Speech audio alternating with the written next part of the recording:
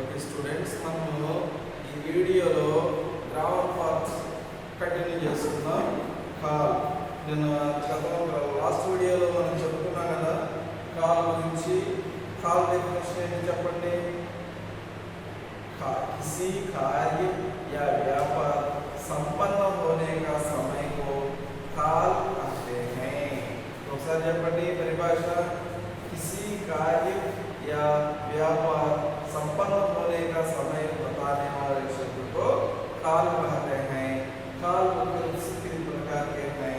इसमें वातावरण, भूतकाल, वर्तमान काल, भविष्य काल కూడా చెప్తున్నాం. భూతకాలంలో మనం నేను చెప్తున్నాను కదా భూతకాలం గురించి. भूतकाल बीते हुए समय, बीते हुए समय को भूतकाल. भूतकाल कितने प्रकार के हैं? भूतकाल 6 प्रकार के. भूतकाल भूतकाल 6 प्रकार के. 6 प्रकार उसमें सामान्य भूतकाल, రెండవది చెప్తున్నాం ఆసన్న భూతకాలం, మూడవది పూర్వ భూతకాలం, నాలుగవది సందిగ్ధ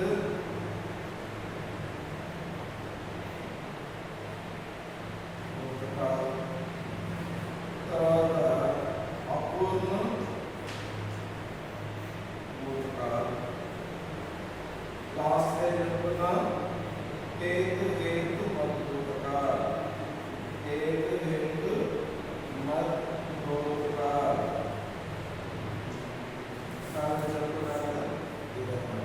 सामान्य भूतकाल सिंपल पास्ट टेंस. आसन भूतकाल क्रिया जस्ट कंप्लीट टुडे అయిపోయింది. తర్వాత పూర్వ భూతకాలం అంటే క్రియ సంపన్న होने का समय చాలా ఎక్కువ సేపు అయితే ఎప్పుడో అని అర్థం అన్నమాట.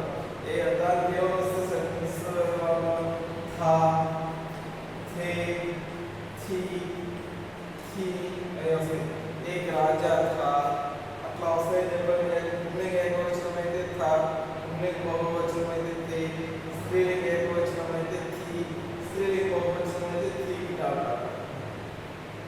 సందిగ్ధ భూతకాలం होगा, అయి ఉండొచ్చు, డౌట్ఫుల్ భూతకాలం. అపూర్ణ భూతకాలం రహా, థా, అట్లాగే రహే, थे, రహీ, థీ, తర్వాత అట్లా రహీ అట్లా వస్తుంది. హేతు మద్భూతకాలం. హేతు మద్భూతకాలం అంటే ఇందులో 2 వెర్బ్స్ ఉంటాయి. ఒక వెర్బ్ కంప్లీట్ అయితే ఇంకొక వెర్బ్ కూడా కంప్లీట్ అయిందని చెప్తున్నాం. ఇందులో మొదటి 4కి కర్త పక్కన ఏమొస్తుందంటే అనే అక్షరం వస్తుంది. నే అనే అక్షరాన్ని ఏమంటారంటే నే ప్రత్యయ అంటారు అని చెప్తున్నాం. ఇప్పుడు మనం వీటిలో ఇంకొంచెం మనం డీటెయిల్గా చెప్పుకున్నాం. కర్త, కర్మ, క్రియ గురించి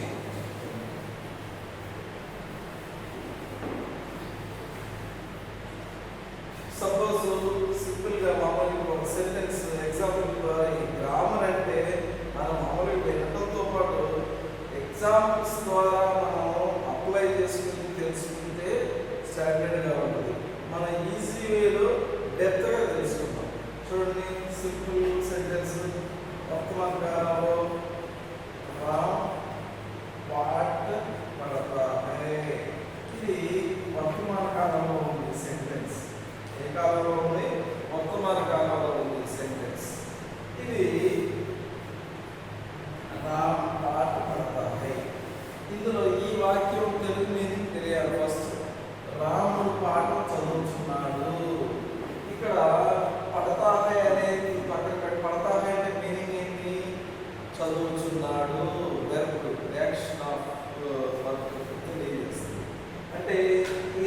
దీన్ని వదిలేసి ఈ రెండింటిని చదివితే రామ్ పాట్, రాముడు పాట. మనకి కంప్లీట్గా లేదు సెంటెన్స్. ఏం చేస్తున్నాడో తెలియదు మనకి రాముడు ఇక్కడ. ఈ వర్డ్ మనకి తెలుపుతుంది. ఏమని తెలుపుతుంది? చదువుచున్నాడు అని తెలుపుతుంది అన్నమాట. ఈ వర్డ్ రాముడు పాఠం చదువుచున్నాడు అంటే రాముడు ఏం చేస్తున్నాడు? ఇదేనా అంటే ఇది క్రియ. దీనిని ఈ పడతానే అనే దాన్ని ఈ సామాన్య రూపు రాదు. ఈ క్రియకి సామాన్య రూపు ఏంటంటే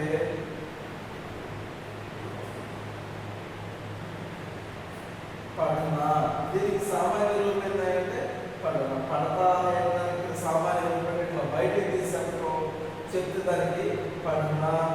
అయితే ఇక్కడ రా పాట లిఖితాగా ఏముందనుకోండి, దాని సామాన్య రూపం ఏముంది? లిఖన. రామ్ టీవీ దేఖ్తాగా అనుకోండి, దాని సామాన్య రూపం ఏంటి? देखना.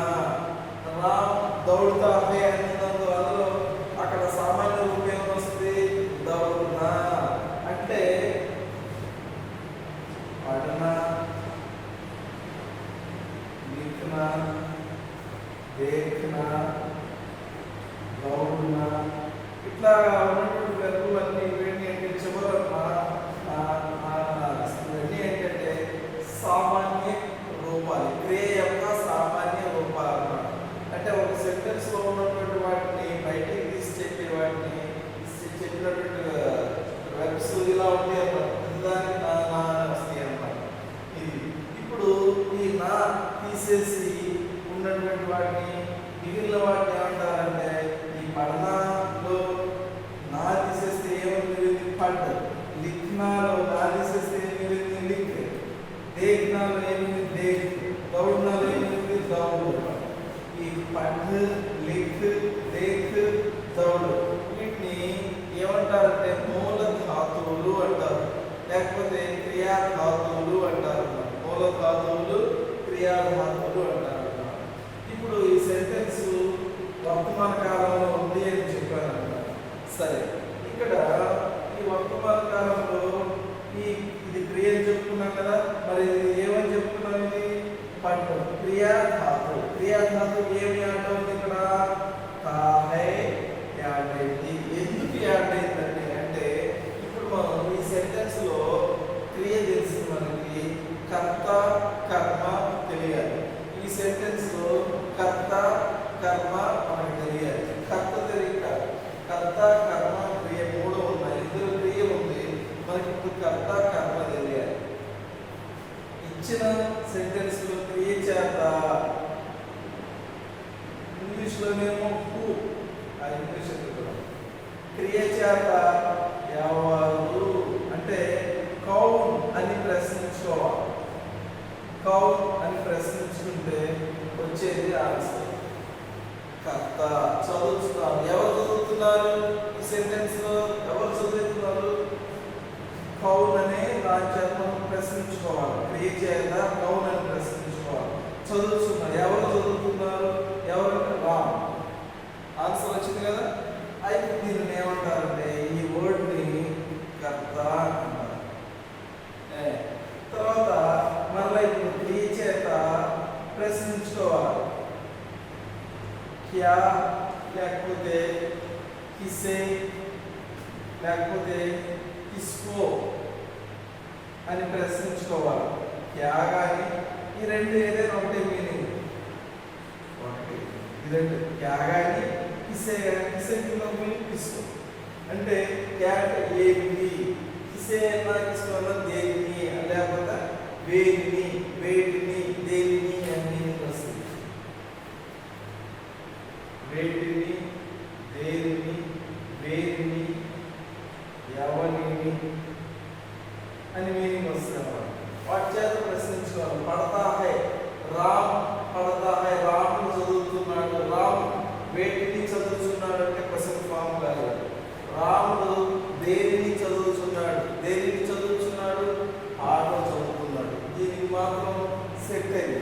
క్వశ్చన్ ఫామ్ అయింది కాబట్టి ఆన్సర్ వచ్చింది కాబట్టి ఇది కర్మ. కాబట్టి మనకి ఇప్పుడు ఇచ్చిన సెంటెన్స్ లో కర్త ఉంది, కర్మ ఇచ్చిన సెంటెన్స్ లో కర్త ఉంది, కర్మ ఉంది, క్రియ ఉంది. ఈ క్రియను ఏమంటారంటే పడతా. దీన్ని సామాన్య రూపేది పడన. దీని యొక్క క్రియాధారం ఏంది పడ. దీనికి ఏమి యాడ్ అయింది ఇక్కడ తాహ యాడ్ అయింది. ఈ సెంటెన్స్ ఏ కాలంలో ఉంది వర్తమాన కాలంలో ఉంది. ఇక్కడ కర్త ఏంటంటే రామ్. రామ్ ఎవరైనా ఎంతమంది అంటే ఒక్కడే అంటే ఏకవచనం. అవును కదా, ఏకవచనం. రామ్ అంటే పుల్లింగ స్త్రీలింగ పుంలింగ. అంటే కర్త ఎట్లా ఉన్నాయంటే పుంలింగ ఏకవచనంలో ఉంది. రాముడు అంటే ఒకటే కదా, పుంలింగ ఏకవచనంలో ఉంది. కాబట్టి వర్తమాన ఫస్ట్ రూల్, వర్తమాన కాలంలో ఫస్ట్ రూల్ ఏంటంటే కర్త పుంలింగ ఏకవచనం అయితే ఈ క్రియాధాతువుకి ఇది యాడ్ అవుతుంది అన్నమాట. తాహై యాడ్ అవుతుంది. ఏ కాలంలో వర్తమాన్. ఏ కాలంలో వర్తమాన కాలంలో. వర్తమాన కాలంలో క్రియాధాతువుకి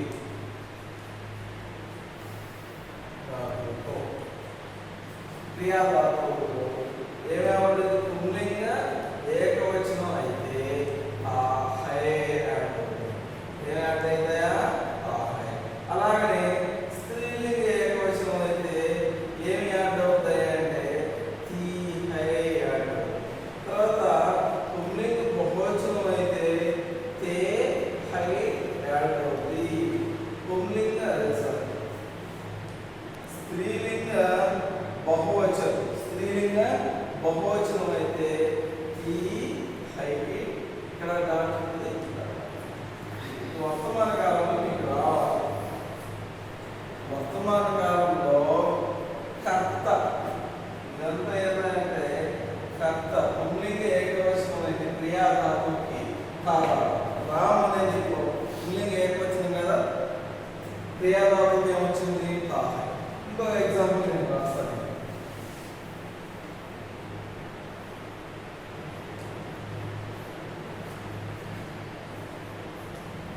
सेंटेंस में चलोगे। सीता पूजा करती है। सीता पूजा करती है। सीता पूजा చేస్తుంది. సీత ఇక్కడ ఏం చేస్తుంది పూజ. సీత పూజ పూజ చేస్తుంది. పన్నెండు తెలియజేసే పదం ఇది. కాబట్టి దీన్ని ఏమంటారా అంటే క్రియా. ఇది దీన్ని క్రియా సామాన్య రూపంలో ఏం రాయాలి కర్మ. కర్తి ఏదైనా సామాన్య రూపేంది కర్మ. దీని క్రియాధారం ఏంది కర్. క్రియాధారం ఏంటంటే కర్.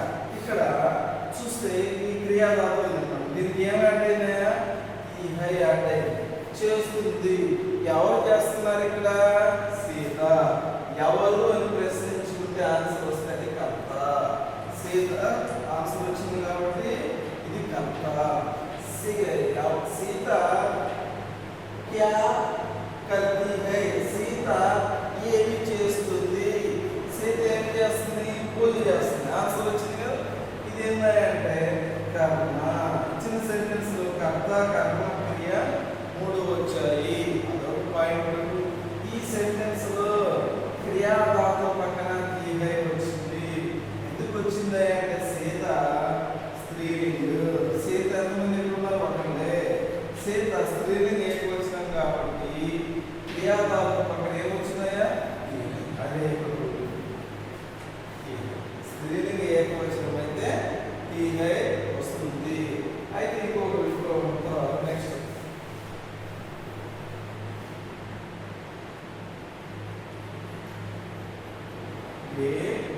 मैदान में खेलते हैं. ये मैदान में खेलते हैं. ये वीरू. ये అంటే కోరం. వీరు అని అర్థం. ఈజార్ అని అర్థం. వీరు గ్రౌండ్ లో ఆడుతున్నారు. వీళ్ళు గ్రౌండ్ లో ఏం చేస్తున్నారు ఆడుతున్నారు. ఇది యాక్షన్ నాకు తెలుస్తుంది బండి తెలియజేస్తుంది ఇక్కడ. కాబట్టి ఇది ఏంటంటే క్రియ. खेलता खेलते हैं అనేది ఇక్కడ క్రియ. ఇందులో సామాన్య రూపం ఏంటంటే ఖేలన. ఇందులో క్రియాధారం ఏంటి ఖేల్. క్రియా ధాతు ఏందయ్యా ఖేల్ ఏం యాడ్ అయింది తే హై యాడ్ అయింది ఏ అంటే ఏం చెప్పానయ్యా వీరు వీరు అంటే తెలుగు ఏకవచనం బహువచనమా బహువచనం వీరు వీరు పుల్లింగ స్త్రీలింగ మనకు తెలియాలంటే బహువచనం పుల్లింగ స్త్రీ బహువచన ఏకవచనం తెలియాలంటే ఇక్కడ ఏముంది హైకి డాట్ ఉంది హైకి డాట్ అంటే బహువచనం పుల్లింగ బహువచనమా స్త్రీలింగ బహువచనమా తెలియాలంటే ఇక్కడ తే అని వచ్చింది తే అని వచ్చింది కాబట్టి పుల్లింగ బహువచనం మనకి ఫార్ములా చెప్పుకున్నాం కదా పుల్లింగ బహువచనం మనకి క్రియాధారకి ఏమని వచ్చింది తే హై అని వచ్చింది కాబట్టి ఇది పుల్లింగ బహువచనం పుల్లింగ బహువచనం ఏ మైదానమే ఇవన్నీ దేనిలోనయ్యా అంటే వర్తమాన కాలం ఇవన్నీ దేనిలోనయ్యా అంటే వర్తమాన కాలం ఇంకొకటి చూద్దాం చూడండి లड़कियां नाचती है लड़कियां नाचती हैं ఇక్కడ చూస్తే నాకేం చెప్తుంది నాచती है ఇది క్రియ గర్ల్స్ ఏం చేస్తున్నారో తెలియజేసే పదం ఇదన్నమాట కాబట్టి ఇది వెర్బ్ అన్నమాట క్రియ ఇందులో క్రియాధారం ఏంటి నాచ్ దానికి ఏమైందంటే ఈ హై యాడ్ అయింది ఈ హై యాడ్ అయిందంటే ఇక్కడ లड़की అంటే మనకు తెలుసు స్త్రీ ఏకవచనం బహువచనం అంటే బహువచనం స్త్రీలింగ బహువచనం అయితే ఈ క్రియాధారం ఏమి యాడ్ అయింది ఈ హై యాడ్ అయింది అదే మనం ఇక్కడ ఫార్ములా స్త్రీలింగ బహువచనం అయితే క్రియాధారం ఏమి యాడ్ అయితే ఈ హై ఇది ఏంటంటే వర్తమాన కాలంలో క్రియాధారం పుల్లింగ ఏకవచనం అయితే దా హై స్త్రీలింగ ఏకవచనం అయితే తి పుల్లింగ బహువచనం అయితే హైకి డాట్ స్త్రీలింగ బహువచనం అయితే తి దీంతో పాటు మీకు పాయింట్ పడుతున్నాం చూడండి మై ఖానా खाता हूँ అది మై ఖానా ఖాతా హూ ఇక్కడ నేను ఏం చేస్తున్నాను అన్నాన్ని ఏం చేస్తున్నాను తెలుపుతున్నాను తెలియజేస్తున్న ఏ పనిని తెలియజేస్తున్న పదం ఇదే కదా ఖాతా హూ అనేది ఇది క్రియ ఇందులో క్రియాధారం ఏంటంటే ఖా దీనికి ఏం యాడ్ అయింది తాము యాడ్ అయింది ఇక్కడ మై అంటే నేను పుల్లింగ ఏకవచనం నేను కాబట్టి ఇక్కడ మై అనేది మై వస్తే తా క్రియాధారంలో ఏమొచ్చింది తాము మై వచ్చినప్పుడు తాము వచ్చింది అయితే స్త్రీలింగం అయితే ఏమొచ్చింది తీము అని వచ్చింది అన్నమాట ఈ 5 పాయింట్లు వర్తమాన కాలంలో మీకు రావాలి ఇది వస్తే మీకు వర్తమాన కాలం వచ్చినట్టు మెయిన్ టేబుల్ కావాలి తర్వాత ఏం రావాలి ఇచ్చిన సెంటెన్స్కి మీనింగ్ తెలియాలి ఆ సెంటెన్స్లో వర్క్ను ఐడెంటిఫై చేయాలి తర్వాత కర్త ఏదో తెలుసుకోవాలి కర్మ ఏదో తెలుసుకోవాలి తర్వాత క్రియ తెలుసుకున్న తర్వాత దాని యొక్క సామాన్య రూపం తెలియాలి క్రియారూపం మూలధాతు లేదా క్రియాధాతు తెలియాలి తర్వాత మనకు ఫార్ములా తెలియాలి మీరు నోట్స్ ద్వారా మీరు తెలుసుకుంటారు కర్త డెఫినేషను కర్మ డెఫినేషను కూడా మీరు తెలుసుకుంటారు ఈ గ్రామర్ మొదటి నుంచి నేర్చుకుంటే విత్ ఎగ్జాంపుల్స్ తెలుసుకుంటే ప్రాక్టీస్ చేస్తేనే మీకు గుర్తుంటుంది కాబట్టి బేసిక్స్ ఇవి నేర్చుకుంటే మీకు హిందీలో ఎటువంటి ఢోకా ఉంటుంది కాబట్టి గ్రామర్ పార్ట్ టెన్స్ చాలా ఇంపార్టెంట్ ఇది నేర్చుకుంటే మీరు క్వశ్చన్ ఆన్సర్స్ ఈజీగా వస్తాయి లెసన్ ఇండివిజువల్గా చదువుకుంటే మీకు అర్థమైంది కాబట్టి టెన్స్ కాన్సన్ట్రేషన్ వినాలి నోట్స్ కూడా మంచిగా వస్తాయి నెక్స్ట్ క్లాస్లో మీరు ఇంకా దీనికి సంబంధించిన నోట్స్ డీటెయిల్గా తెలుసుకుంటారు ఓకేనా